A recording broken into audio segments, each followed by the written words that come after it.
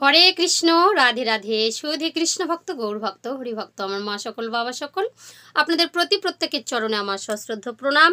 প্রণাম জানাই আমার সাধুগুরু বৈষ্ণব মণ্ডলীর চরণে।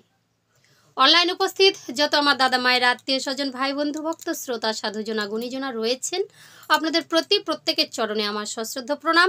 অন্তরঙ্গস্থল থেকে অনেক অনেক ভালোবাসা, অভিনন্দন। বলুন আপনারা কেমন আছেন? আশা করি প্রাণ গোবিন্দ রাধারানীর কৃপায় সকলেই ভালো আছেন। আমিও আপনাদের অনেক অনেক আশীর্বাদ, ভালোবাসায় খুব ভালো আছি।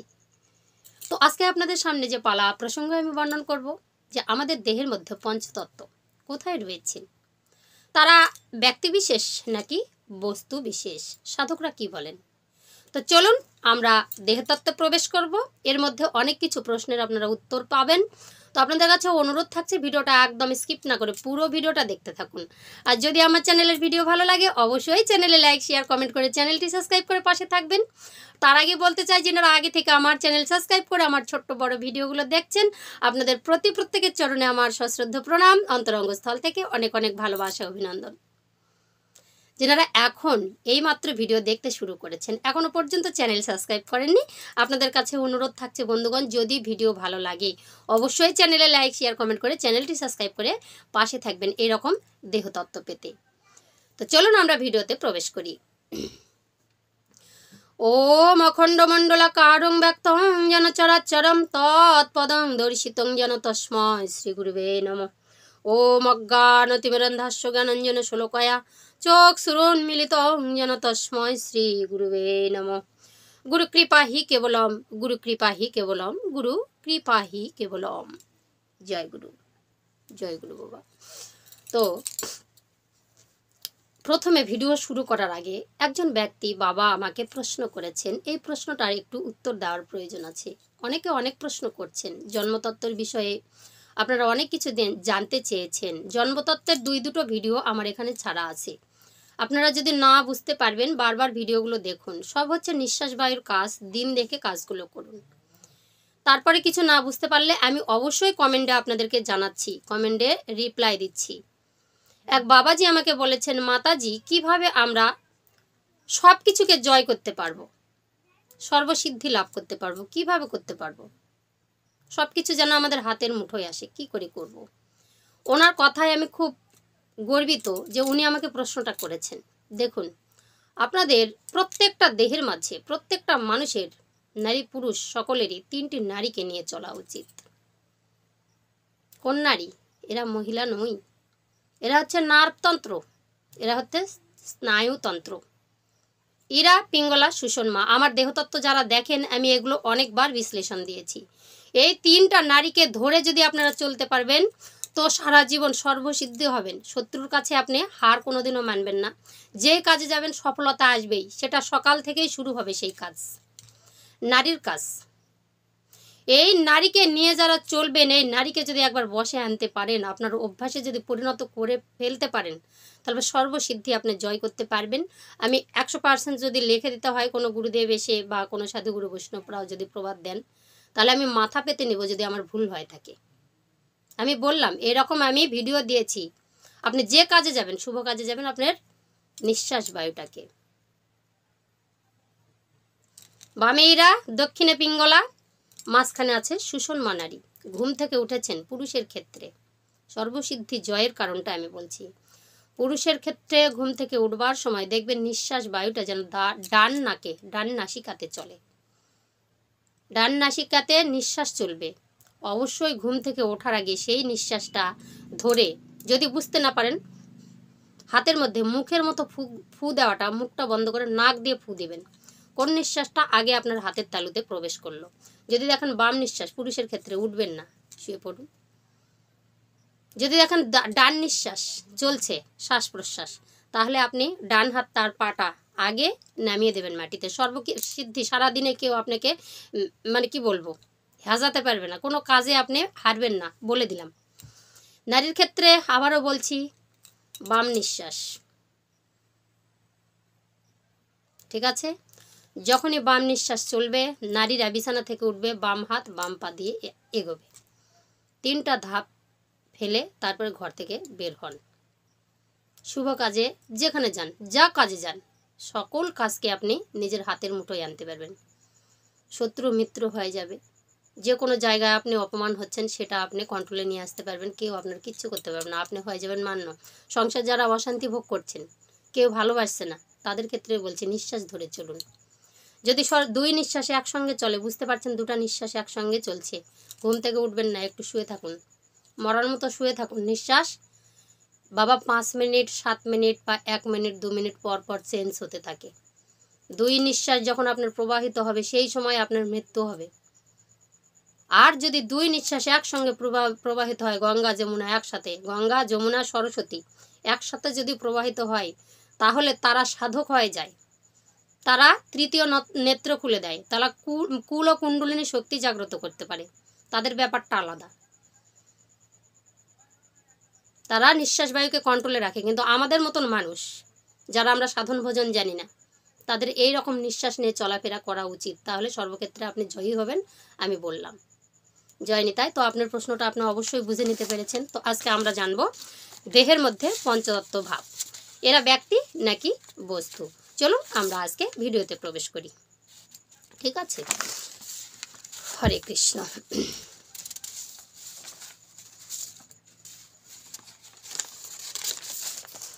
তো বৃন্দাবনে শ্রীকৃষ্ণ ভগবান মাধুর্য রস আস্বাদন করছেন। তো আপনারা সবাই জানেন আমাদের 5টি রস কি কি? তো শান্ত, দাস্য, সখ্য, বাৎসল্য আর মাধুর্য। তো মাধুর্য প্রেমে কার সঙ্গে বাধা পড়েছিলেন? না রাধারানীর সঙ্গে। তো বৃন্দাবন লীলা কখন করেছিলেন ভগবান শ্রীকৃষ্ণ? সেই দাপরে, দাপর যুগে রাধারানীর সঙ্গে বৃন্দাবন লীলা করেছিলেন। প্রেম রসে, মাধুর্য রসে তো রস আস্বাদন করেছিলেন। তখন রাধারানীর প্রেমের কাছে প্রভু শ্রীকৃষ্ণ আমার বাধা পড়েছিলেন, তাই তো? তো তাই মধুরস আস্বাদন করে ভগবান শ্রীকৃষ্ণ আমার কি করলেন? চলে এলেন কোথায়? আমাদের কলিতে গৌর হরি গৌরাঙ্গ মহাপ্রভু রূপে অবতীর্ণ হলেন। কি করে হলেন?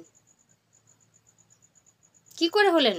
আমি এই যে দেহতত্ত্বের বিষয় কিন্তু বলছি পাঠ পাঠ করে, আপনারা কিন্তু মন দিয়ে শ্রবণ করুন। তো চৈতন্য চরিতামৃত বলছে, কি বলছে? সাধনার রতি হতে হয় আর 6 রতির উদয়। সাধনার রতি হতে হয় 6 রতির উদয়, আর রতি দাদু হলে তারে প্রেম নাম কয়। চৈতন্য চরিতামৃত বলছে প্রেম বৃদ্ধি হলে স্মরণমান অনুরাগ ভাব মহাভাব তারি কয়। আর মহাভাব হলেন আমার রাধা ঠাকুরানী। মহাভাবে কে? না রাধা ঠাকুরানী। আর কি বলছে? কান্তা প্রেম সাধ্য আমার সেই শিরোমণি। কি করে বলছে? কান্তা ভাবে আবার 2টি ভাগে ভাগ করা হলো। কান্তা ভাবকে, রাধা ঠাকুরানী কান্তা ভাবকে 2টি ভাগে ভাগ করা হলো।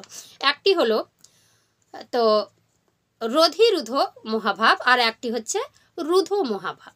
চৈতন্য চরিতামৃত প্রকাশ হলো।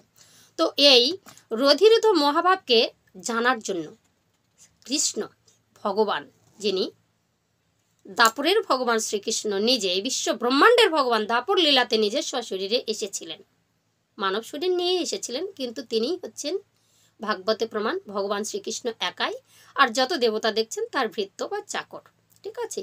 তো কৃষ্ণ ভগবান আমার নদিয়াতে এলেন। কি করে এলেন? এবার চলুন। তো কি বলছে?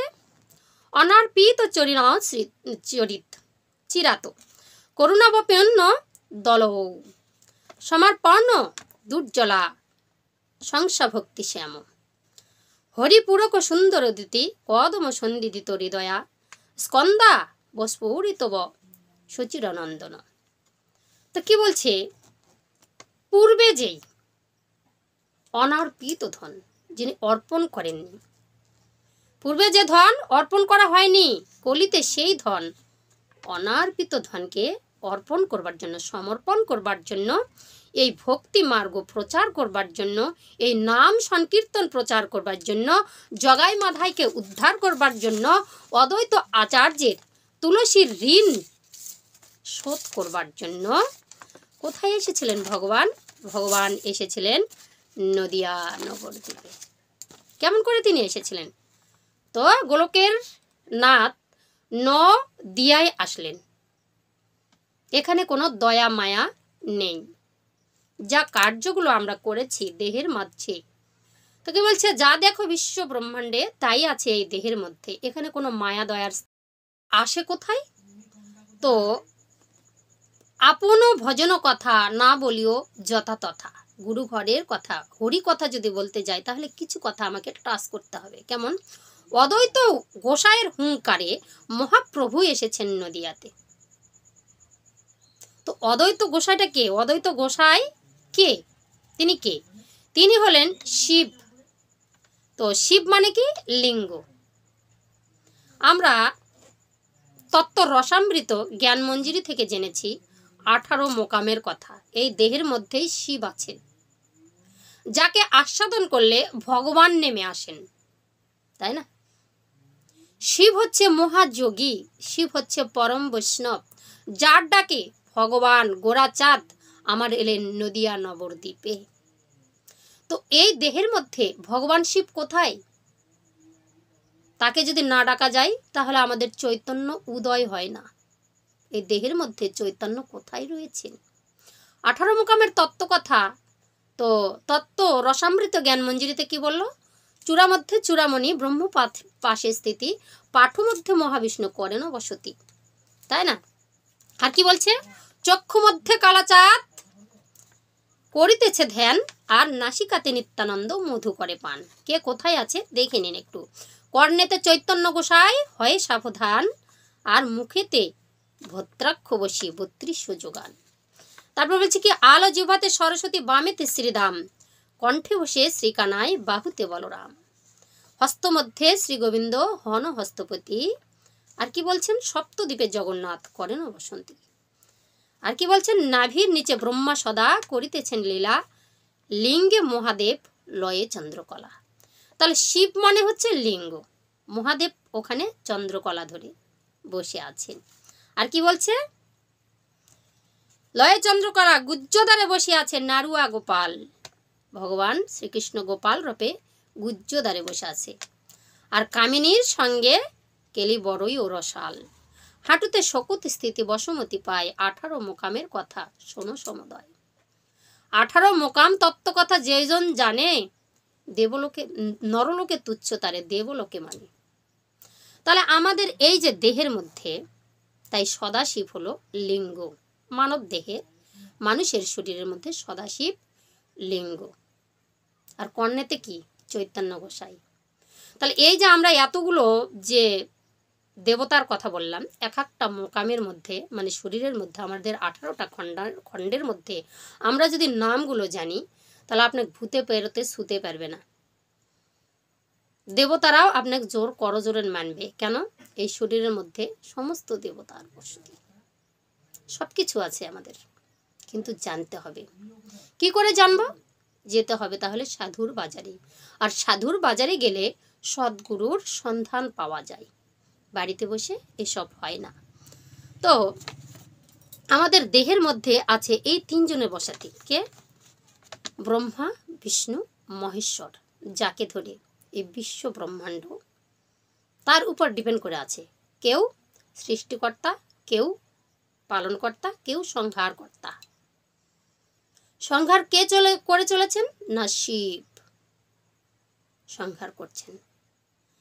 কেমন করে? বলছে কি, সাবধান, শিবলিঙ্গকে আগে পুজো করে চৈতন্য উদয় করতে হবে। কেননা এই যে পৃথিবীতে এসেছি, তো সদাশিব গোসাই কি করেছিলেন? অদ্বৈত আচার্য রূপে যখন নদিয়া নবদ্বীপে এলেন, তো চারিদিকে কিন্তু লুটপাট হতো, সাধুদের উপর অত্যাচার হতো, জগাই মাধায়ের অত্যাচার, কাজী সাহেবের অত্যাচার। এরকম অত্যাচারে সাধুগুরু বৈষ্ণবের এই যে শোভা, কৃষ্ণ কথা হরি কথা হতো না। ভগবান শিব মনে করলো আমার ভগবান শ্রীকৃষ্ণকে আনতেই হবে, যদি না আনি কি বলেছে, যখনই অধর্ম মাথা চারা দেয় ধর্মকে স্থাপন করবার জন্য আর সাধুদের পরিত্যাগ করবার জন্যই ভগবান আসেন। প্রভু তুমি কোথায়? তাড়াতাড়ি তুমি আসো। শিব শুধু ডেকে যায় ভগবানকে, ভগবান তুমি আসো, কিন্তু আমরা সেটা বুঝতে পারি না। কি করে ভগবান আনবো? আমরা তো সাধন ভজনই জানি না। জেনেছেন একমাত্র অদ্বৈত গোসাই। প্রত্যেক দিন ওই গঙ্গায় একটি করে তুলসী পত্র ভাসাতেন আর নয়ন জলে কেঁদে কেঁদে ডাকতেন, প্রভু তুমি আসো, প্রভু তুমি দেখছো চারিদিক অনাচারে ভরে গেছে, জাতি জাতি সম্প্রদায় সম্প্রদায় যুদ্ধ ঝগড়া অশান্তি, যেখানে সাধুরা একটু ধ্যান তপস্যা করবে সেখানে গিয়ে এই জগাই মাধায়ের অত্যাচার, সবাইকে নিয়ে যায়। যেখানে কৃষ্ণ কথা হয় এই কাজী সাহেব তাকে নিয়ে গিয়ে বিচার দেয়। তুমি এসো প্রভু, তুমি এসো, দয়া করো। প্রভু প্রভুকে ডাকবার জন্য অদ্বৈত হুঙ্কার করে ডেকেছিলেন, আর অদ্বৈত আচার্যের হুঙ্কারে কিন্তু আমার ভগবান আর থাকতে পারলেন না। নয়ন বাড়িধারা ঝরিয়ে দিলেন, দয়াময় তুমি আজকে আসো প্রভু, আমার আর সহ্য করতে পারছি না। তুলসীর পাতা যেই না ছেড়েছেন চোখের জলে, তুলসীর পাতা প্রত্যেক দিন স্রোতের নিম্নগামী হতো, সেদিন স্রোতের ঊর্ধ্বগামী হতে ধরলো। সঙ্গে সঙ্গে দেখছে অবাক কাণ্ড, এ কি হলো? পিছে পিছে ছুটছে অদ্বৈত আচার্য। এমন করে রাখো তবে তো আসবে ভগবান, এই দেহের মধ্যেই ভগবান আছে। আগে লিঙ্গ সাধন করো, আগে নারী সাধন করো, তবে তো উত্তীর্ণ হবে, তবে তো চৈতন্য আসবে। কোথায় কে আছে? তো কি করলো অদ্বৈত আচার্য? দেখলো সচী মাতা ওই গঙ্গায় সেই তোমার শান্তিপুরের ঘাটে স্নান করছিলেন। আর শান্তিপুরের ঘাটে যখন স্নান করছিলেন, ভগবান আমার আর থাকতে পারলেন না। সেখানে তুলসীর পাতাটা কয়েকটি পাক পরিক্রমা করে ওই নাভি পদ্মের মধ্যে লেগে গেল। সঙ্গে সঙ্গে গৌর হরি আমার আলেন। এসেই উলুধ্বনি শঙ্করধ্বনি বেজে উঠলো। অদ্বৈত আচার্য বলছে সবাই উলুধ্বনি দাও, শঙ্করধ্বনি দাও, প্রভু এসেছেন, প্রভু এসে, প্রভু তুমি এসেছো, প্রভু তুমি, জয় জয় নিতাই গৌর সীতানাথ প্রেমানন্দে, হরি হরি বল, হরি বল, হরি বল, প্রভু আমার এসেছেন। এইভাবে তো কি বলছে, গৌর তত্ত্ব বাবা বোঝা বড় দায়, আর কৃষ্ণ তত্ত্ব সহজে বোঝা যায়। রাধা গোবিন্দ লীলা করলেন আজও পর্যন্ত, হরে কৃষ্ণ কৃষ্ণ কৃষ্ণ হরে হরে, হরে রাম রাম রাম হরে হরে, হরে কে কৃষ্ণকে সবকিছু বিশ্লেষণ আছে।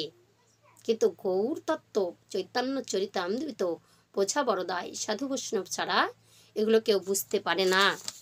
তাহলে গৌরাঙ্গকে পঞ্চতত্ত্বের মধ্যে আমরা 5 জন ব্যক্তিকে দেখি, তাই না? তো ঊর্ধ্ববাহু করে আমার শ্রী চৈতন্য গোসাই যেখানে দাঁড়িয়ে আছেন, তো তার মাথার উপর রাধা গোবিন্দ আমি দেখেছি, আপনি দেখেছেন, সবাই দেখেছেন পঞ্চতত্ত্বে ওই পিকচারের মধ্যে। তো গৌরহরি হলেন এই যে রাধা গোবিন্দের যুগলতনু। তার সঙ্গে আসলেন নিত্যানন্দ মহাপ্রভু, তার সঙ্গে আসলেন অদ্বৈত আচার্য, আর শ্রীনিবাস আর গদাধর। এই হলো পঞ্চতত্ত্ব। এরা 5 জন আপনারা জানেন ব্যক্তি বিশেষ, এদেরকে দেখেছেন, এরা ব্যক্তি। কিন্তু সাধক বলছে না, এরা ব্যক্তি নয়, এরা বস্তু বিশেষ। এরা যদি ব্যক্তি হতো, এরা যদি ব্যক্তি হতো, এই বিশ্ব ব্রহ্মাণ্ডে সবাই ব্যক্তি বলে জানে, কিন্তু আমাদের তাহলে কি করে চৈতন্য উদয় হতো? আমরা তাহলে কি করে রাধা ভাব জানতাম? যদি গৌর না হইতো তবে কি হইতো, কেমনে ধরিতাম দেশ। আছে না গানটা? রাধারও মহিমা, গানটা ভুলে যাচ্ছি, যাই হোক, রাধারও মহিমা দিতে নারী সীমা, এই জগতে জানাতো কি, তাই না? তো এই যে গৌর হরি আমার যদি না আসতেন, তাহলে কিন্তু আমরা রাধা ভাবে ভাবান্বিত হতাম না, রাধা ঠাকুরের কাছে পৌঁছাতে পারতাম না। আর রাধাই হচ্ছে ভক্তির শিরোমণি, যেখানে পৌঁছাই গেলে মানুষ উদ্ধার হয়ে যায়, তাই না? তো কিন্তু তত্ত্ব বলে এরা বস্তু বিশেষ। কেন? গৌরাঙ্গ মহাপ্রভু বস্তু বিশেষ, নিত্যানন্দ মহাপ্রভু বস্তু বিশেষ, আর অদ্বৈত মহাপ্রভু অদ্বৈত আচার্য বস্তু বিশেষ। বলেছে যা দেখো এই বিশ্ব ব্রহ্মাণ্ডে তাই আছে এই দেহের ভাণ্ডে। কেন বলেছে? এই মানব দেহ রস আস্বাদন যারা করে তারাই কিন্তু বুঝতে পারে। তারা যে এই দেহের মধ্যে লীলা করেছেন। ব্রহ্মা এই নাভি পদ্মে, লিঙ্গদ্বারে হচ্ছে তোমার বসে আছে কে? ভোলানাথ চন্দ্রকলালয়ে, গুজ্জদ্বারে প্রাণ গোবিন্দ। তাহলে 3 জনা দেবতা এখানে বাধা পড়ে আছেন। এখানে 3টা নারীর সঙ্গে খেলা করছে, তাই না? গুজ্জদ্বারে বসে আছে নারুয়া গোপাল, আর রমণীর সঙ্গে কেলি বড়ই ও রসাল। কোন রমণী? 3 নারী, ইরা, পিঙ্গলা, সুষন্মা, ব্রহ্মা, বিষ্ণু, মহেশ্বর। এরা 3 জনা নারী নিয়ে খেলছে। এই লীলাটা কে বুঝবে? যারা সাধু তারা বুঝবে, যারা সাধন ভজনে আছে তারা বুঝবে। না হলে কারো কানে কানে ঢুকাই দিলে ওই কথাগুলো বুঝবে না। বুঝবে কি? বুঝবে না। তাহলে এই নাভির নিচে আমাদের কর্ম, নাভির নিচে নামা, একটু একটু থামা। ইরা পিঙ্গলা সুষমা নারীকে ধরে একটু সাধন ভজন, হাওয়ার ঘরে দম নেওয়া, এগুলো সব সাধনার কাজ। তবে আমরা নারী সাধন করতে পারবো, তবে আমরা এদেরকে বসে নিয়ে আসতে পারবো। আর যখনই এরা বসে আসবে তখনই আমার চৈতন্য উদয় হবে। যখনই চৈতন্য উদয় হয়ে যাবে তখন আমরা আর এই দেশে থাকি না, তখন সাধকের দেশে পৌঁছে যাই। একজন বাবাজি বলেছেন, আপনি কোন দেশে মা? আমি বলেছি আমি সাধকের দেশে আছি। তো আমার 4টা দেশ আছে, তাই না? তো এরা তাহলে বস্তু বিশেষ, আপনারা জানলেন আমাদের দেহের মধ্যে এরা নিরাকারে রয়েছেন, আমরা দেখতে পাচ্ছি না, তাই না? এরা নিরাকারে রয়েছেন। তো বলছে সাধু, সাধু আর সাধন কি? সাধু যারা হয় তারা সাধন করে আমাদের শরীরের মধ্যে যে দেশগুলো আছে, যে প্রবর্তক সাধক আর তোমার স্থূল প্রবর্তক সাধক সিদ্ধি, এই দেশগুলোকে সেধেছেন যারা। তাহলে সাধন মানে কি? সাধন মানে হচ্ছে সাধা, তাই না? তো সাধন মানে যদি সাধা, এরা যারা এই যে স্থূল প্রবর্তক আমাদের জম্বুদ্বীপ, মায়াময় জম্বুদ্বীপে যখন ছিলাম, সেখান থেকে মনকে আস্তে আস্তে নিচে থেকে, মায়াময় জম্বুদ্বীপটা আমি বলেছি নাভি থেকে নিচের অংশ, যেখানে আমরা আকর্ষিত হয়ে আছি, মানুষ যেখান থেকে আর উঠতেই পারে না, মানুষ কিছুতেই কামকে কখনো দমনই করতে পারে না, সেখান থেকে ধীরে ধীরে সাধনার ঘরে গিয়ে সাধুগুরুর আশ্রয় নিয়ে, গুরুদেবের আশ্রয় নিয়ে নিজে এই দেশ জম্বুদ্বীপ থেকে উপরে উঠবার চেষ্টা করেছেন সেই প্রবর্তক দেশে। স্থূল থেকে প্রবর্তকে এলেন। স্থূল মানেই মায়াময় জম্বুদ্বীপ, মায়াকে কাটাতে পেরেছেন যারা, কামকে বসে আনতে পেরেছেন, তারা এই স্থূল দেশ থেকে মানে মায়াময় জম্বুদ্বীপ থেকে প্রবর্তকের দেশে আসেন। মানে এই প্রবর্তকের দেশে আসলে তারপরেই মানুষ তখন কি করে? তো স্থূলটা কখন? আমরা যখন মায়ের গর্ভ থেকে বের হয়ে, আমরা মেয়েদের ক্ষেত্রে 11 বছর 11 মাস 27 দিন, পুরুষের ক্ষেত্রে 11 বছর 15 বছর 11 মাস 27 দিন, এইটুকু টাইমের মধ্যে আমরা স্থূল দেশে থাকি, মায়াময় জম্বুদ্বীপে থাকি। তারপরে প্রবর্তকের দেশে আসি, নিত্য নদিয়ায় নবদ্বীপ, সেখানে আমরা চলে আসি। তখন আমাদের একটু মন চাই যে আমি একটু ঘুরে আসি, তখন একটু মনের মধ্যে উদয় হয় অন্য রকমের, একটু প্রেম প্রীতি ইত্যাদি ইত্যাদি। পিতামাতাকে না জানে পিতামাতা বাবা মায়ের তখন সঙ্গ ছেড়ে দিই। তখনই প্রয়োজন আছে একটি সাধুগুরুর, মানে দীক্ষাগুরুর প্রয়োজন আছে। এতদিন স্থূল দেশে যখন থাকি তখন পিতামাতা সামলাতে পারে, প্রবর্তকের দেশে যখন থাকি তখন আমাদের বিপরীত লিঙ্গের দিকে আকর্ষিত হয়, তখন আমাদের কাম রিপুটা অত্যন্ত বেড়ে যায়, তখন আমাদের দীক্ষা ঘরে প্রবেশ করার প্রয়োজন। তখন আমরা প্রবর্তকের দেশে যখন থাকি, কিন্তু সাধকের দেশে যখন থাকি তখন আমাদের বিবাহের পর যখনই দুজনা হয়ে যাব, যখনই দেহটাকে কন্ট্রোল করতে হবে, আমাদের এই নাভির নিচের কর্মগুলো যখন করব, তার আগেই আমার শিক্ষাগুরুর প্রয়োজন আছে। একজন ছেলে আমাকে বলেছে আমি অবিবাহিত, আমি কি বীর্য ধরে রাখতে পারবো? রাখলে কি কোনো ক্ষতি হবে না? তুমি ভিডিও দেখছো, গুরুর আশ্রয় নিয়ে তুমি যদি কর্মগুলো, এটাকে বলে ব্রহ্মচর্য, তুমি আগে থেকেই লেগে যাও কাজে। সময় গেলে সাধন হয় না শোনা। বিবাহের পরে তুমি যদি বাসর রাতে, আগের দিন তুমি বিয়ের দিনে মন্ত্র নিয়ে বাসর রাতে যদি তুমি এই কর্মটা করতে যাও, তুমি পারবে না, তোমার যদি অভ্যাস না থাকে। তুমি দমের কাজই যদি না শিখো তাহলে তুমি জীবনেও এই বীর্যকে ধরে রাখতে পারবে না। তার জন্য ছেলেপেলে দেখ কি করে, আগে গুরুগৃহে লেখাপড়ার আগেই ব্রহ্মচর্য দিয়ে দিত, মস্তক মুন্ডন করে তাদেরকে এগুলো চলাফেরা শিডিউল করে দেওয়া হতো। তারা কি থাকেনি? তোমারও কোনো ক্ষতি হবে না, তুমি আগে থেকে চেষ্টা করো। তখন আমরা থাকবো সাধকের দেশে, তার মানে আমরা নিজের শরীরটাকে কন্ট্রোল করার চেষ্টা করছি। সিদ্ধির দেশে যাওয়াটা অত কঠিন নয়। ভাঙ্গা রাস্তার মধ্যে যদি আপনি যান, একটা বাইক চালাচ্ছেন, আপনার গুরু বলেছে এই ভাঙ্গা রাস্তাটাকে মানে কি বলে, কি হাইড্রেস ব্রেক একটা বলে না, কি জানো? তো ওই ব্রেক মেরে যদি তুমি পার হয়ে যাও, তুমি কি পারবে যদি কৌশল না জানা থাকে? তো আমাদের আজ্ঞাচক্রটা এখানে পৌঁছে গেলে, আমাদের সিদ্ধির দেশে পৌঁছাতে এই জায়গাটা ফাঁকা, এই জায়গাটাতে পৌঁছায় আমাদের যে তোমার সিদ্ধির দেশ, এখানে মস্তকে যেখানে আমাদের পরমাত্মা বিরাজ করেন, সেখানে পৌঁছে যেতে গেলেই আমাদের ডিস্ক ব্রেকের প্রয়োজন হবে, সেটা হচ্ছে আমাদের গুরুকে সাথে নিয়ে। বলে না আমার একলা যেতে ভয় করে, চলো গুরু যাই, দুজন পারে। এটা হচ্ছে বৈতরণী নদী, এই মর্তের বুকে মানব শরীরের মধ্যে। বলেছি তো যে যা কিছু দেখছো পৃথিবীর মধ্যে সব কিছু এখানে আছে। এই বৈতরণী নদীটা পার হওয়া অত সহজ নয় যদি গুরু না থাকে। তাই তো বলছে আমার একলা যেতে ভয় করে, আমি এই জায়গাটায় এই বৈতরণী নদীটা কি করে পার করে আমি সিদ্ধির দেশে পৌঁছাতে পারি, তাহলে আমার গুরুর প্রয়োজন আছে। তো 4টি দেশকে সাধন করে সাধকরা সাধু হয়। তো সাধু কথাটার অর্থ হচ্ছে, স কথার অর্থ হচ্ছে নিজ, আর ধু কথার অর্থটা হচ্ছে, ধু শব্দের অর্থ হচ্ছে আস্বাদন বা চেনা, নিজেকে চেনা। আমার এই শরীরের মধ্যে কোথায় কি আছে সেটাকে আগে চিনতে হবে।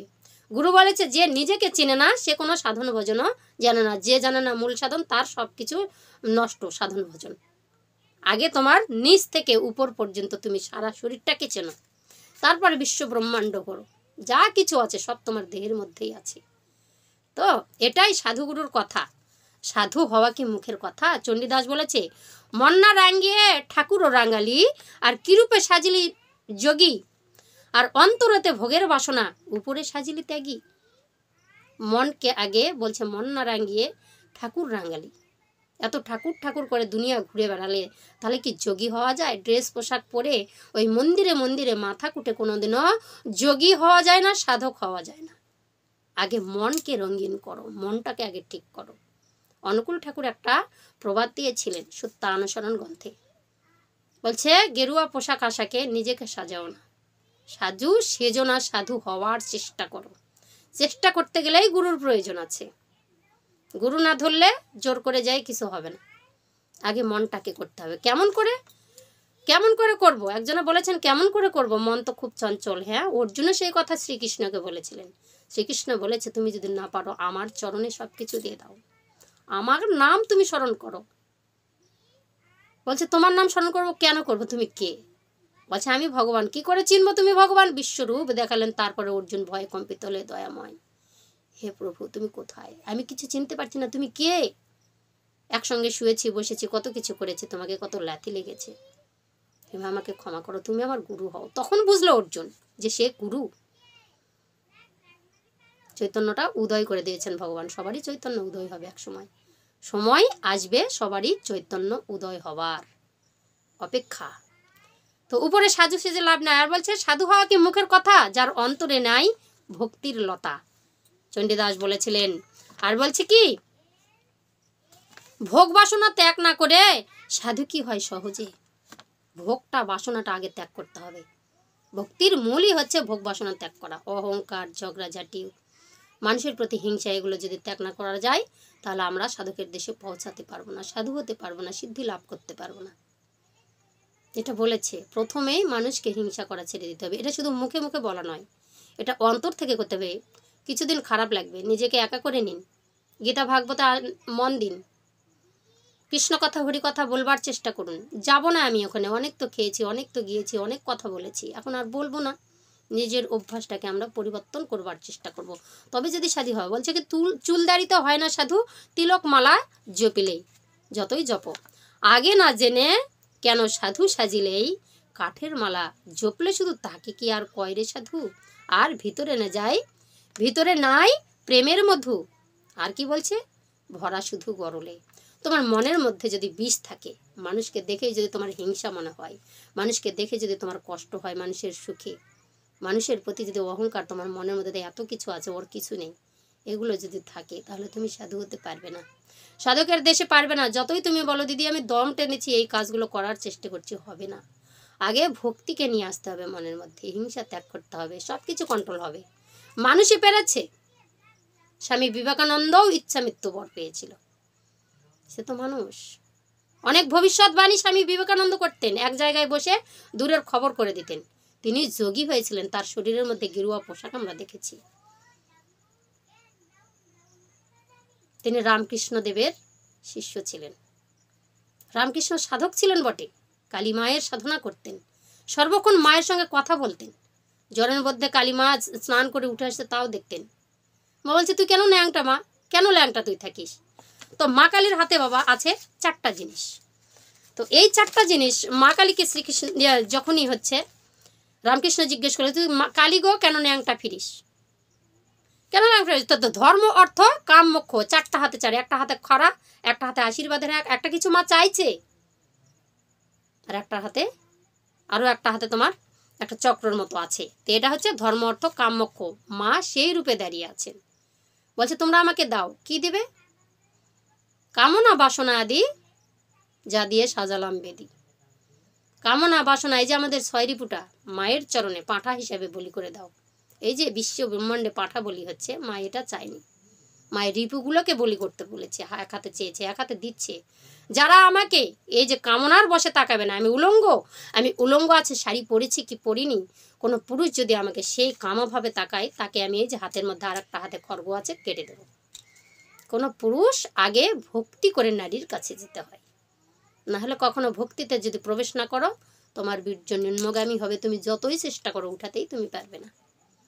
কামের ঘরে গিয়ে গোপন অঙ্গ বারবার তাকিয়ে লোভ লালসাই কোনোদিনও হয় না। ভক্তি বেশে প্রেমের ঘরে গিয়ে কামকে প্রেমে পরিণত করে, মানে ভক্তির মধ্যে প্রবেশ করে তারপরে নারীর কাছে যাওয়া, এটা একটা সাধনা। নারী একটা খেলনা নয়, নারী একটা সাধনার জিনিস। যদি তুমি 3 নারীকে কন্ট্রোল করতে পারো, সেটা ভক্তি যদি উদয় হয়, ষটচক্র ভেদ করে সপ্তম চক্রে মানুষ যেতে পারে না, পঞ্চচক্র ভেদ করে ষটচক্রতে আসতে পারলে তোমার ভক্তি উদয় হবে। তখন সবার প্রতি তোমার মায়া মমতা ত্যাগ হয়ে যাবে, তোমার শরীরের প্রতি চিন্তা হবে, সেটাকে কন্ট্রোল করতে পারবে। তখন তুমি নারীর কাছে গেলে তাকেও তুমি বসে আনতে পারবে। তার জন্য সাধনার দরকার আছে। রামকৃষ্ণ কি করেছিলেন, যে কালী সাধনা করেছিলেন, তার শিষ্য হলেন এত বড় গ্র্যাজুয়েট কমপ্লিট করা একটা ছেলে, কিন্তু রামকৃষ্ণ লেখাপড়া জানতেন না। স্বামী বিবেকানন্দকে কত জ্ঞান শিখিয়েছেন, কত কিছু শিখেছেন। মা কালীর কথা শুনলেই সাধক কি করতেন, সব কিছু জানতেন তিনি, সব কিছু। সেই সাধনা করে গুরুকে বিশ্বাস করে স্বামী বিবেকানন্দ নিজেকেও কন্ট্রোল করতে পেরেছিলেন, সব কিছু বলে দিতে পারছিলেন, ভবিষ্যৎবাণী করতেন। তো তিনি যোগী হয়েছিলেন, তেনার গায়ে আমরা দেখেছি গেরুয়া পোশাক। কিন্তু আমি আর আপনি যদি ওই যোগী রূপে বেড়াই, মনটাকে যদি পরিষ্কার না করতে পারি, মনের মধ্যে অহংকার পরিপূর্ণ থাকে, তাহলে আমরা কি যোগী হতে পারবো? আগেই বলেছে, এই যে তোমার স্বররিপুটাকে আগে বলি দাও।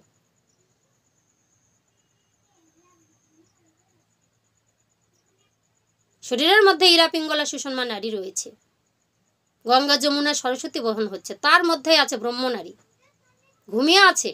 সেই দিক থেকে তোমার এই ব্রহ্ম নারীকে জাগানো, ব্রহ্ম আদ্যাশক্তি মহামায়াকে যদি না জাগানো যায়, ভক্তি ছাড়া মহামায়াকে জাগানো যায় না।